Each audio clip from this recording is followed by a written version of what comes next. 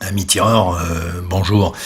Après avoir fait une petite diversion dans l'airsoft, je reviens sur une arme, je dirais, standard, normale, qui est la suite logique en fait de l'arme russe que je vous avais présentée dans une vidéo il y a 2-3 semaines. Je vous avais présenté le Nagant 1895, qui est justement sorti en 1895. Et son successeur, qui arrive dans les années 30-33, est en fait le Tokarev, du nom de son concepteur. Alors, c'est vraiment le pistolet semi-automatique typiquement russe de cette époque-là, en fait. Donc, on remplace le Nagant, sachant que le Nagant avait été sorti à plus de 2,5 millions d'exemplaires et qu'il était vraiment diffusé aux quatre coins de la RSS, la Russie de l'époque. On cherche à moderniser un petit peu entre les deux guerres. Tous les autres pays modernisent, et en particulier les États-Unis et l'Allemagne. Et on cherche à avoir une arme un peu plus performante, un peu plus rapide et un peu plus puissante. Les Russes sortent ce T-33, qui est une version simplifiée du T-30, qui est sorti pratiquement, qui a été conçu pratiquement au début des années 1920. Donc là, on est sur quelque chose de typiquement russe, en fait. C'est vraiment la conception la plus basique que l'on puisse trouver aujourd'hui au niveau d'un pistolet, sachant que il y a énormément d'éléments qui sont copiés, aussi bien sur le Browning 1903 que sur le Mauser C96. Le Mauser pour les munitions, le Browning pour la mécanique. On verra tout à l'heure des montages qui est une partie justement d'un bloc détente qui s'enlève pour l'entretien et qui est très pratique. Et tout ça, c'est un petit peu repris, recopié, pompé sur du matériel étranger, sachant que les Russes, avaient à cette époque-là, je pense qu'ils l'ont toujours, une facilité à récupérer des éléments, quel que soit d'ailleurs le sujet, qui ont fait déjà leur preuve dans d'autres pays, pour les adapter chez eux, et bien souvent en les simplifiant, et en faisant en sorte que l'arme en question, puisque là c'est une arme, soit très simple, et surtout très simple d'entretien. C'est ce qu'ils recherchaient. Ils voulaient que tout le monde puisse faire de l'entretien sur ces armes-là et réparer sur le terrain d'opération. Donc la simplicité était obligatoire. Mais on récupère quand même des éléments sur certains pays étrangers, en particulier l'Allemagne et les États-Unis. Ils viennent de passer du 7,62, donc Nagant, qui est cette munition-là, que je vous ai montré sur la vidéo, et il reste toujours dans le 7,62 bien évidemment, les trois lignes. Ils sortent la munition du Tokarev, qui est un peu particulière en fait, par rapport au Nagant, c'est-à-dire que on se retrouve avec une ogive de 7,62 et on se retrouve avec une douille qui est renforcée, qui a un collet et qui est beaucoup plus puissante qu'une douille droite. Et on peut charger beaucoup plus. Ce qui fait que cette munition, en fait, qui apparaît à cette époque-là, est plus puissante que le 9 mm, plus puissante que le 45 ACP, et, d'après ce qui se dit, plus puissante que le 44 Magnum. Donc ça, c'est à vérifier. Ce que je vous propose, mais ça se fera au mois de janvier, c'est de tester cette munition-là. Je vais tester celle-là, bien évidemment, et je vais tester un 44 avec, pour voir un peu ce qui est dit en fait sur certains textes que l'on peut trouver, certains bouquins, et vérifier. Mais cette munition avait une mauvaise réputation parce que elle pouvait traverser de nombreux gilets pare-balles, ce qui en faisait vraiment une munition très très véloce. Alors, à vérifier. Au moment, c'est les indications que j'ai pu récupérer sur les différents documents qui existent sur cette munition. Alors, le pistolet en lui-même, on peut pas faire plus simple. C'est vraiment quelque chose de dépouillé au maximum. Donc celui-là, c'est une arme de 1944, fabriquée en Russie avec le poinçon de Tula, un numéro de série ici, 4A169. On retrouve quelques poinçons d'époque. Alors il y a des poinçons d'appairage, puisque c'est une arme qui est fabriquée en Russie, mais qui est destinée à la Pologne, puisqu'on a des poinçons de destination comme le 11 qui est ici, qui est le poinçon pour la Pologne, après-guerre bien évidemment. Et on a d'autres poinçons de restauration, en particulier ici et là, qui ont été effectués en Ukraine. Donc c'est un pistolet qui part de Russie, qui a une destination polonaise, qui est repris à la sortie de la Deuxième Guerre mondiale. C'est souvent ce qui se passait pour les armes qui avaient bien vécu. C'est-à-dire qu'en fait, on les remettait dans les arsenaux pour les reprendre entièrement en changeant certains composants. Souvent, l'arme avait soit le canon usé, soit le chargeur défaillant, soit le bloc détente qui posait souci. Donc à ce moment-là, on démontait, on prenait certaines armes qui n'étaient pas récupérables, on prenait certaines pièces sur certaines armes et on avait aussi du stock de pièces détachées. Sur ce modèle-là, tous les poinçons qui sont d'époque, ici, certains ont quand même tendance à disparaître. Hein. Bon, on a des assemblages, c'est ce que je vous disais tout à l'heure. On a la date, on a Tula, on a la Pologne, on a l'Ukraine. Ensuite, on a, alors, sur ce côté, quelque chose d'un peu immonde. Ce 7,62-25 Tokarev TT-C, destination Pologne, a été fait à partir du moment où cette arme-là sort des pays de l'Est pour aller en Europe. C'est en fait une norme européenne qui impose ces marquages. Donc bon, je pense qu'ils ne pouvaient pas les faire plus gros. Hein. Quand on voit les poinçons de l'époque, ça c'est un poinçon ukrainien de restauration de l'arme. Et là on a bien évidemment des poinçons pour le banc d'essai. Hein. Donc c'est pareil, on a exactement, alors de temps en temps en cyrillique, hein, comme sur les plaquettes de crosse, mais ça je vous en parlerai après. Là on a un poinçon d'époque. Par contre, alors voilà le marquage, ça c'est une obligation européenne. Hein, on ne peut pas faire autrement que de passer par ces trucs-là immondes. Bon. Ceci étant dit, cette arme, quand elle a été adoptée en 1933, il fallait absolument que l'on ait une arme qui soit facile d'entretien et pour que tous les bidas puissent l'utiliser. Donc il faut quelque chose de très simple à démonter, il faut quelque chose de très simple à entretenir. Là on voit justement au niveau du chargeur, ce que je vous disais tout à l'heure, une numérotation qui a été rayée. Donc ça c'est la numérotation de l'arme à laquelle appartenait ce chargeur là, qui a dû disparaître ou être utilisé en pièces détachées, puisqu'il restait, c'est passé à la casse. Donc il est rayé, on le retrouve souvent sur les nagants, en particulier les Mosin Nagant. C'est vraiment fait dans les arsenaux et on retape le numéro de série de la nouvelle arme. Donc la simplicité de cette arme. Alors voilà le chargeur, hein. Voilà un petit peu ce que l'on a, c'est quand même très simple. Hein. Alors, si on vérifie l'achat, parce qu'il est donné pour 8 sur certains sites internet, 7 sur d'autres. Donc la meilleure façon de savoir exactement ce qui peut prendre dans le ventre, et ben c'est d'empiler. Voilà, donc là on arrive pratiquement aux limites. Il en prend encore.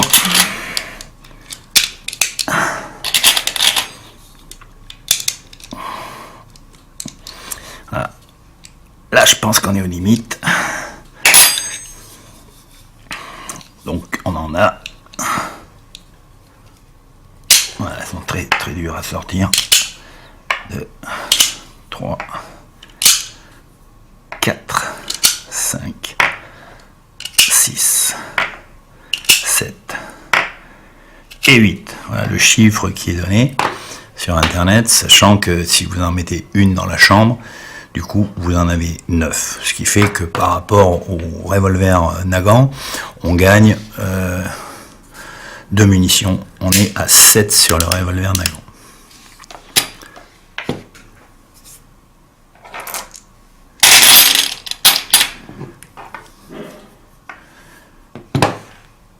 Alors une fois que vous voulez faire l'entretien sur votre arme, c'est assez simple. Alors là, vous avez une agrafe. Alors, tout ce qui est repris sur cette arme est repris, comme je vous le disais tout à l'heure, sur le Browning et le Mauser, et aussi sur le 1911. On a énormément de choses qui sont copiées sur le 1911.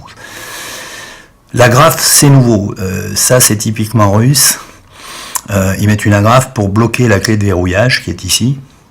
La clé de verrouillage de la culasse. Alors, normalement, avec ces armes-là, aucun outil doit être utilisé, ça doit être suffisant, on doit avoir suffisamment de choses pour démonter l'arme.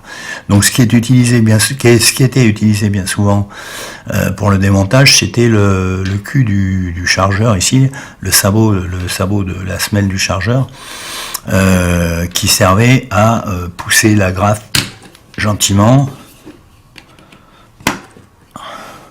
pour pouvoir la sortir et libérer l'axe de verrouillage de la culasse. Donc ensuite, il suffisait de sortir la clé de verrouillage et de sortir la culasse en faisant très attention. Si un jour vous avez à démonter un Tokarev, faites très attention parce que ce ressort est très capricieux. On a un guidage qui se fait à ce niveau-là, qui est assez court. On a un axe ici qui est en appui sur la petite biellette comme sur le 1911, mais on a quelque chose qui est quand même assez instable. Donc ensuite, on retire l'ensemble. Donc voilà, on a un ressort tout simple avec un petit axe en bout qui va servir, lui, à rentrer dans le bushing qui est devant. D'ailleurs, ça ne sert à rien de le démonter au départ.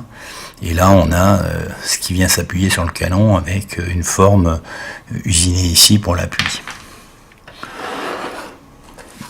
Donc là, il faut sortir le bushing. Donc c'est un demi-tour complet pour pouvoir libérer le canon.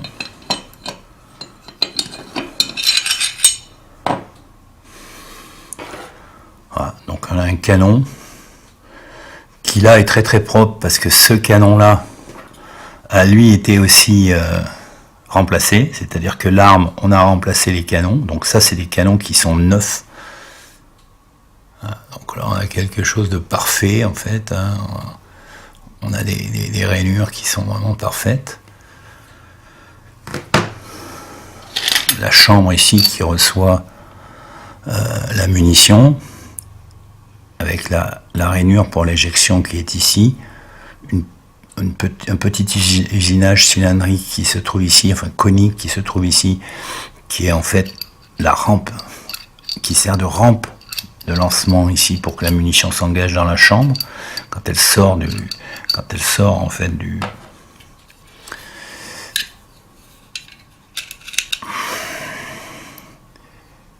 voilà, quand elle va sortir ici, quand elle va s'engager ici dans le canon, on a ce petit usinage qu'on retrouve pratiquement sur toutes les armes ici. Numéro de série de l'arme. On a un numéro 39, alors je ne sais pas à quoi correspond exactement ce chiffre-là, je n'ai pas trouvé de référence, comme sur certains poinçons qui sont sur la culasse, ils sont inconnus au bataillon. Par contre, on a la restauration en Ukraine, donc le changement de canon en Ukraine, sans savoir l'année, parce que je ne pense pas que ce soit un canon de 1939. Sachant que l'arme est sortie en 1944. Bien que les canons aient été fabriqués en série à une époque et n'aient pas été utilisés. Donc on peut avoir un stock de canons qui sont fabriqués à une certaine époque, en 1939, sur un pistolet de 1944, sachant que quand ils ont commencé à restaurer ces armes pour les recommercialiser, pour les envoyer dans les pays du bloc de l'Est, en fait, tous les pays satellites, ils ont utilisé le stock existant à Tula, en fait, puisque ces armes-là sortent de Tula. Donc voilà, au niveau de la culasse, hormis ces marquages disgracieux, obligatoires, parce que européen, rien de particulier. On peut démonter aussi le percuteur ici en le sortant par cette goupille qui est là. Donc c'est assez simple à démonter. On a le ressort ici d'éjection, qui se trouve là, comme sur beaucoup d'armes de cette époque-là. Hein. Voilà, donc on n'a pas grand-chose de plus. Et au niveau de la carcasse, on a une carcasse qui ressemble étrangement aux armes de cette époque-là, hein, que ce soit le Browning, le Mauser, avec une particularité. Donc ce que je vous disais, c'est pas la seule arme à avoir cette particularité, mais c'était très pratique à l'époque, puisque quand on avait un souci avec la partie armement, on pouvait sortir ce bloc qui était ici. Alors ce bloc-là, on le voit d'ailleurs, il est neuf en fait, hein. C'est-à-dire qu'il a été remplacé lui aussi, il a été changé. Et on retrouve un poinçon ici, justement, qui correspond au même 39 que sur le canon. Voilà, donc ça c'est neuf.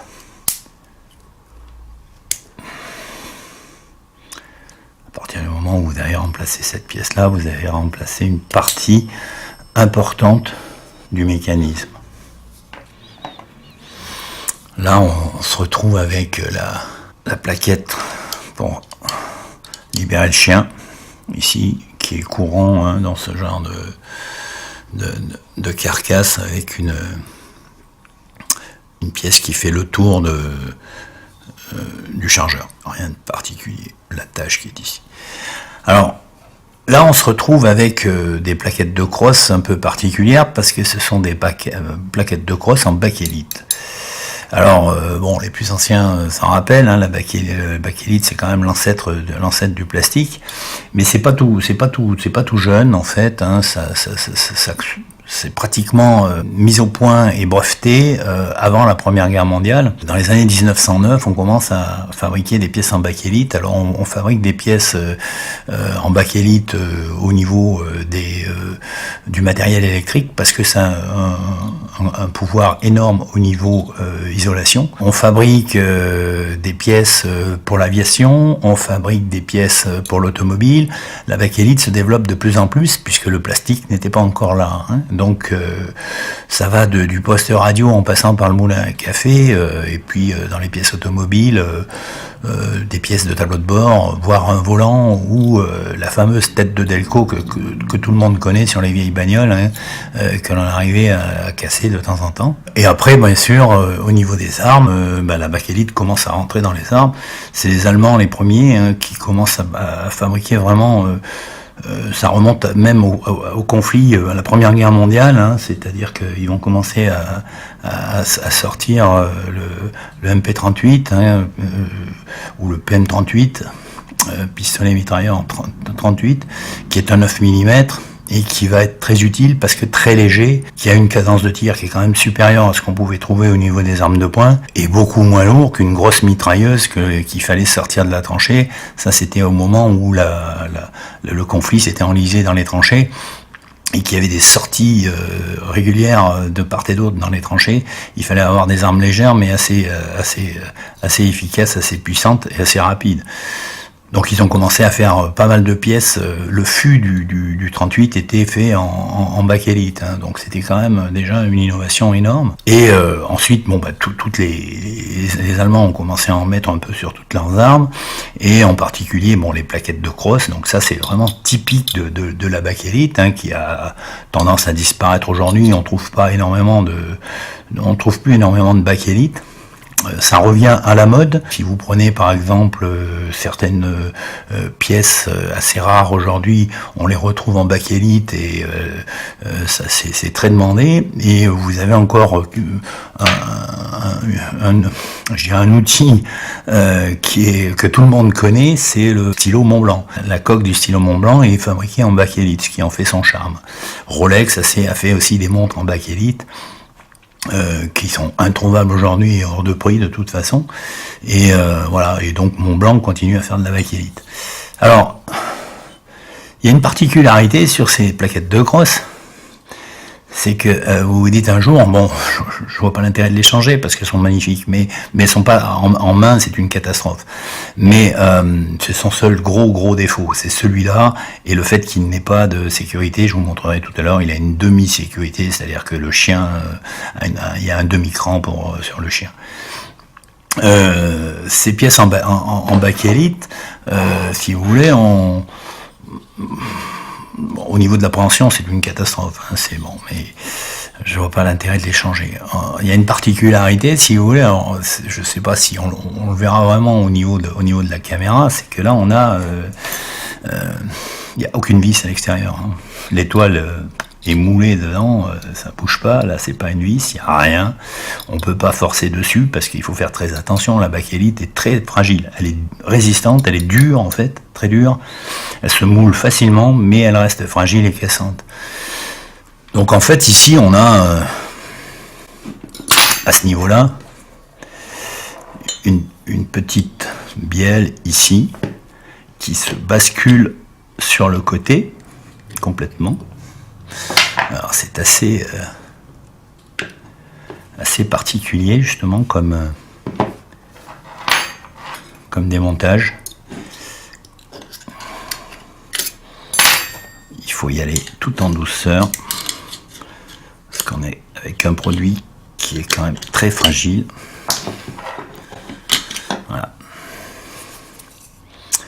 Voilà cette petite biellette à l'intérieur de la crosse ici, qui vient en tournant, qui vient se bloquer ici dans la carcasse. Et ici, elle libère la carcasse. Donc c'est assez marrant de voir cette petite installation. Alors il faut commencer par, pas que je casse les plaquettes parce que là je serai pas dans la merde. C'est intéressant au niveau de la fixation. Il faut le savoir. Il faut d'abord commencer par démonter cette plaquette hein, qui est du côté de l'anneau, pour pouvoir démonter la deuxième, hein, parce que la deuxième, là on le voit bien, en fait on a un appui ici sur la carcasse là, et on a un appui sur la carcasse ici. Donc en fait en la faisant pivoter, on libère l'encoche des deux carcasses qui est ici. Et on peut sortir facilement la plaquette. Là on a le fameux étrier ici qui va relâcher le chien, qui traverse l'ensemble et qui laisse passer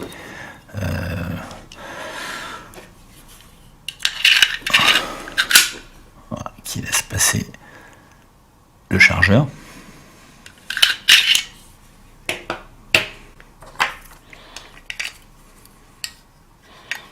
Donc voilà ces petites pièces en bakélite qui sont quand même assez intéressantes.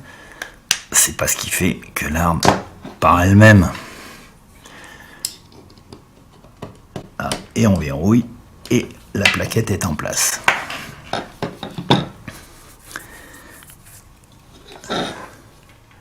Alors au niveau du remontage, c'est vraiment très très simple. La seule chose où il faut être tout petit peu vigilant, donc là on peut remonter le bushing, de toute façon ça sert à rien de le laisser démonter, on ne peut pas accéder.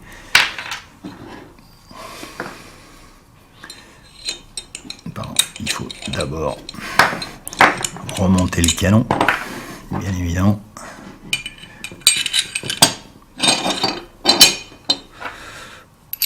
On remonte le bushing et ensuite on vient mettre ce fameux ressort en position.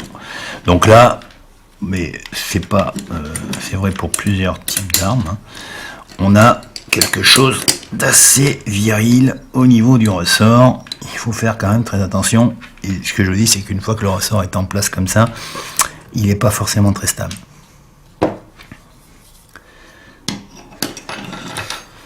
Donc ensuite, on vient verrouiller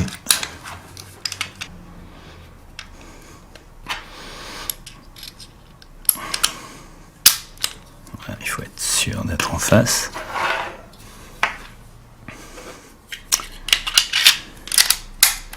Voilà, l'arme est remontée. Donc ce que je vous disais tout à l'heure, au niveau de la sécurité, en fait, on a un cran ici. Donc là, simple action, bien évidemment, j'ai oublié de vous le dire, mais c'est du simple action. Là, on a un demi-cran sur le chien qui permet de bloquer la détente. Voilà. Donc ça, c'est... Alors, la dernière chose à faire, c'est remettre l'agrafe. Ça, c'est le Tokarev.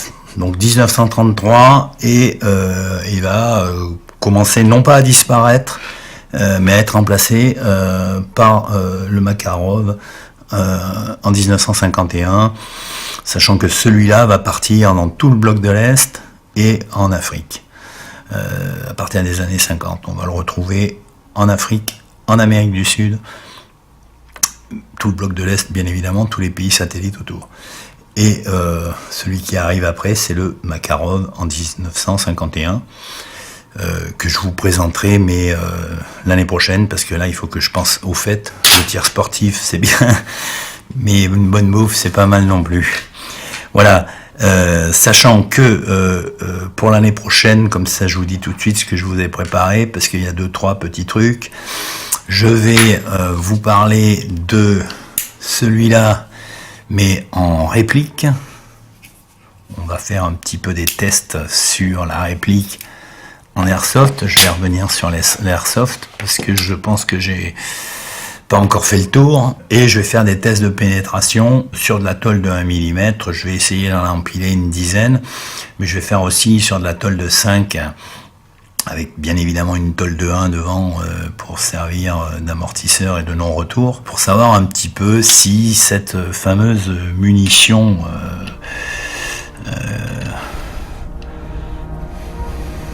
cette 62-25 Tokarev a la réputation qu'elle veut bien avoir sur les textes, sur les bouquins et sur le web. Donc je ferai des tests de pénétration, et ça c'est pour l'année prochaine. Et là maintenant je vous dis très bonne fin d'année et bonne bouffe pour Noël, parce que là il va falloir qu'on prenne des forces.